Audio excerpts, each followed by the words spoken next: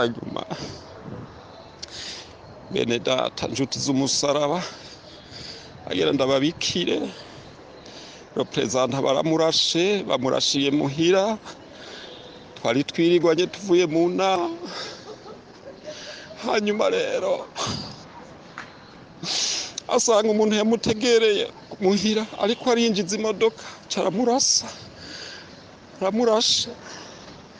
bari kumwe na representa wo muri Amerika amurasiye imbere y'umuryango kandi ngo yari umusoda yarahagaze bamubonye aca avaho yiruka representa yapfuye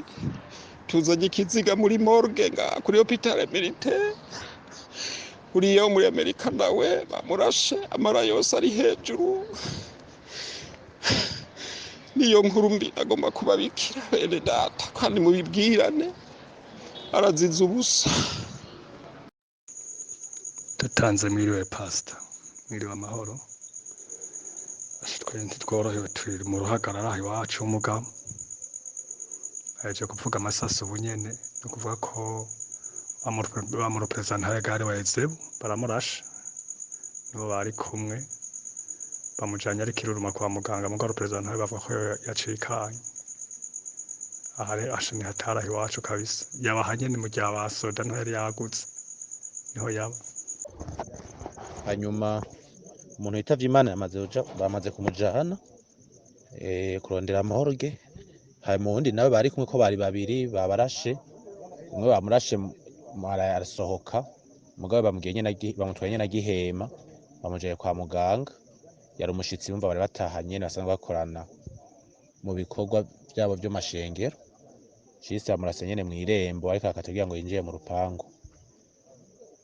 Rero ubu twe turi ngaho turi kumwe n'abapolisi hanyuma we bamaze kumujana uwo atacikanye direct bamaze kumujana kwa muganga niyo nyene yacikanye yari kuri vora ariwe pasiteri Rev pasiteri yasabikira ishengero rya EUSEBU nanyene bamujanye muri morgue baje n'umudamu wiwe ubu twe turi kwibaba nyene kubera abana nibo basigaye n'umukozi ngaho ku rupangu wamurashe ngo yarari mu ntuzeye ahantu mu Kamanda rero niho yari yinyegeje imbere y'irembo ryiwe hama ngo yaciye itera yiruka bagiye gukora misiyo yo kwicaca baragira bandanya nivyo niko vyifashe ise navyo nibaza ko ari amatohoza abandanye bakora kugira ngo bamenye izo nkozi z'ikibi ivyari vyo buke buke sawa sawa. Abavuze ko ari imodokari yakase nivyo bamukurikiye mu gihe agaparata baradogeza ku ibombo ko ntihaduga najya bombo ryabo bita kwa Rwabiranga twari ko nakorera inama hari nibombo ku giti c'umwembe hariho nibombo acakata nyene aduga ko ariko ataha muhira kuri rya gatatu muri gisere gitamuka ya mbere akase kugira ngo yinjiye mu rupangi iwe niba aciye bamurasa mugabo umwe amaze kubona ko bamurashe akamasa ku kuboko wegura imodokari arugura umuryango kugira ngo yiruke aca mutsinda imbere mu bijumbu bose rero babajanye se navyo no kubandara tugira amatohoza tumenye ivyari vyo naha nyene mu gitaramuka ya mbere babajya gatatu niyo yarasanzwe aba umupasiteri imbere y'umwarimu bita Siriyake beka muco bibona ni munsi y'ibombo ryanyu bamwe munsi y'iwanyu nyene kuri babanyene ngaho iwacu nuko niko amatohoza ameze ngo ari nyegeje mu Kamanda yena kari ngaha imbere ya Siriyake nyamuntu yamurashe baje kumurasa baca biruka baduga se nivyo nta muntu yigeze bamenya gusa ngo ababonye bari bambaye ibikoti biruka babonye hari abagore n'abana ngaha hafi nta muntu w'umugabo bahari ketse abana babateramiye ngaho kwibarabara umva woheze gukora iryo bara nabo umva abandi bose aca bahundagara bakiruka sawa mukomere.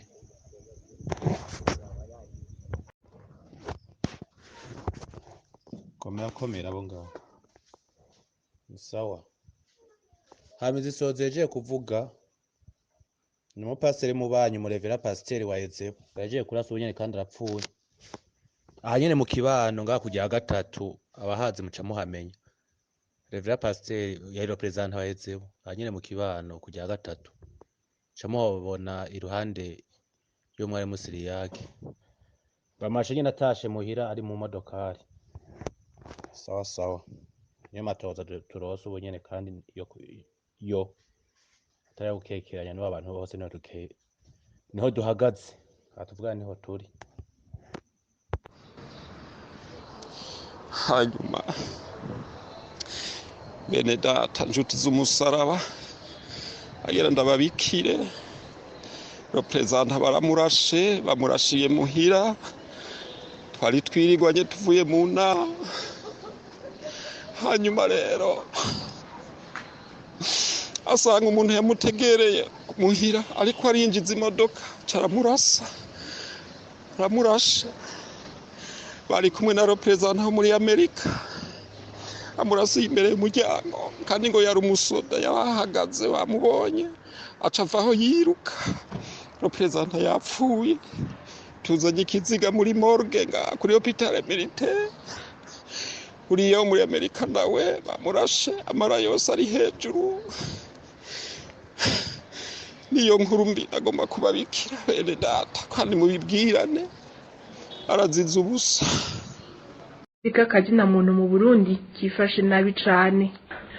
Abaharanira agateka kazina muntu barashima ko inama ya ONU hijejwe agateka kazina muntu yagenye intumwa idasanzwe kurikiranira hafi agateka kazina muntu mu Burundi. Umushingamanza Dieudonné Bashirayishize avuga ko leta yoyo iba yifuza ko ibijanye niho nyangwa ry'agateka kazina muntu biba akamizwe n'ingoma. Amakenga ariko ahari akaba ari uko leta y'u Burundi ishobora kumwankira gushika mu Burundi nkuko yamye ibigira ku mugwi warujejwe amatohoza ku Burundi. Tega amatwi umushingamanza Dieudonné Bashirayishize. Ni ikintu ciza kuko leta yoyo yifuza ko ibiba bibera mu kanywa babo ata muntu numwe wo hanze abona, na cane cane ko amaradiyo yahora ahijamba abanyagihugu yaturiwe, na cane cane ko amashirahamwe aharanira agateka kazina muntu yubahuka kuvuga ibitagenda neza yafuswe, abari muri iyo bakomogwa ku buryo ubu no munsi kugira ngo ishirahamwe ryemererwe gukora ryemera gukangariza kugwiri, ryemera guhora ibibi bikogwa kugira ngo leta kumbura ibikora canke ituma babikora ntibiheze bibabaza ngo ayo mashirahamwe agirwe nk'ayambere. Ko rero haboneka ijisho ry'umugwi wigenga kuko uwo muntu naho ari umwe bafise abantu bamufasha bo mu biro vyiwe naho atari benshi co kimwe n'abakorana n'umugwi w'amatohoza, kigoma ari ikintu ciza kizotuma amakungu aguma amenya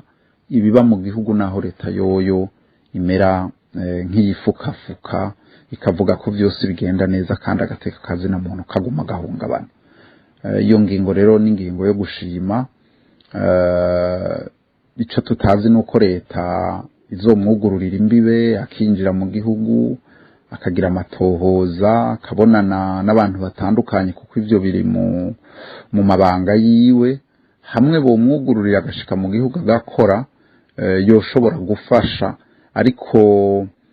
hamwe yoba ari wenyene bagasubira kumwankira nk'uko bankiye umugwi w'amatohoza, uzosanga ata kinini nyagishitsweko kuko uwo mugwi wowo warimwo abantu benshi bakagenda bakabaza abantu batandukanye bakaja mu karere. Twibaza ko ukushiraho be n'uwo muntu ari ikintu gihambaye, ariko kugira ngo hashobore kugira ikintu kinini nyashikako bizovana n'ibintu bitari bike, harimwo n'ikintu kijanye nico co kumureka ngo ashike mu gihugu. Ivyo rero mu gihe hamwe bomwankira ni nkamwe n'uwo mugwi wari wahagaritswe ushobora gusubira ugasubizwaho, ariko muri uno mwanya umuntu yovuga yuko ari ikintu co gushima kubona amakungu akeneye kuguma amenya ivyo intwari hisha.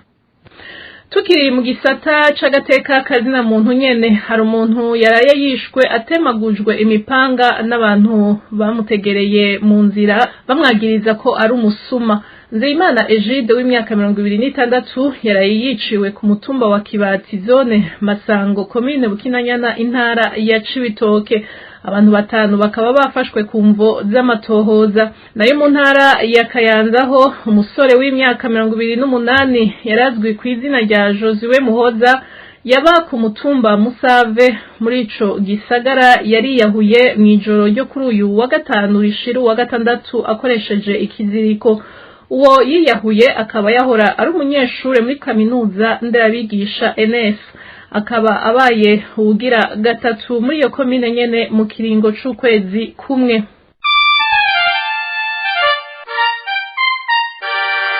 Inzamba Imirimo yose yahagaze mu gisagara ca Rumonge kuva mu gitondo cyo kuri uyu wa gatandatu gushika nk'isaha 7. Amakuru avaho muri ico gisagara akaba avuga ko abantu bose bugajwe imirimo bagategekwa kuja kwakira Reveriyano Ndikuriyo umunyamabanga mukuru w'umugambwe CNDD-FDD yari muri iyo ntara. Abarangurira imirimo muri ico gisagara baridoga bavuga ko uruhombo ari runini. Amakuru ava mu mbonerakure avuga ko bari bategetswe ko bahinda abantu bose bakaja ku kibuga c'umupira w'amaguru kiri hafi y'ibiro vy'intara bya Rumonge ahariko hakigwa uwo munyamabanga mukuru w'umugambwe CNDD-FDD. Isoko ntiyuguruye, abadandaza indagara n'ibindi vyononekara ntibari bemerewe gukora. Bose ico bahuriza ko bemeza ko uruhombo ari runini mu gihugu, indongozi zama zihamagarira abantu kwiteza imbere.